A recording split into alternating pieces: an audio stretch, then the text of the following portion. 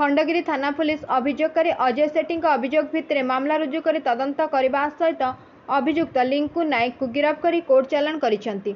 सूचनायोग्य जे गत 22/2/2024 तारीख अपराह्न प्राय 4:30 अभियोगकारी घर सामने समय केदारपल्लीर बस्तीर अभियुक्त लिंकू नायक और तांकर अन्य किछि सहयोगी ऑटो जोगे से रास्ता दे जाउथले एवं तांको घर सामने ऑटोटी को रखी परिश्रा करबा पई चेष्टा करथिले। यह देखि अभियोगकारी सेमानकु विरोध करिबारु सेमाने अभियोगकारी को गाड़ी गुलज करबा सह धमक देथिले।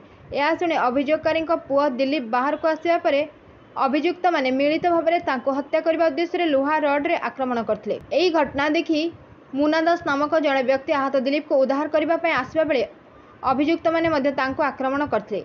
किछि स्थानीय पड़ोशी घटनास्थल को आसिबारु अभियुक्त माने घटनास्थल छाड़ी चली जाइथिले। एही मामलार तदंत करी पुलिस अभियुक्त बापी नायक को 6/3/2024 तारीख रे गिरफ्त कर कोर्ट चालाण करथिले। आज विशेष सूत्ररु खबर पाई अभियुक्त लिंकू नायक को काबू कर थाना को आनिथिले। पचराउचरा बेले अभियुक्त निजर अपराध स्वीकार करथिले। वर्तमान ए मामलार अधिक तदंत चालू रही। Bureau report 51 news agency.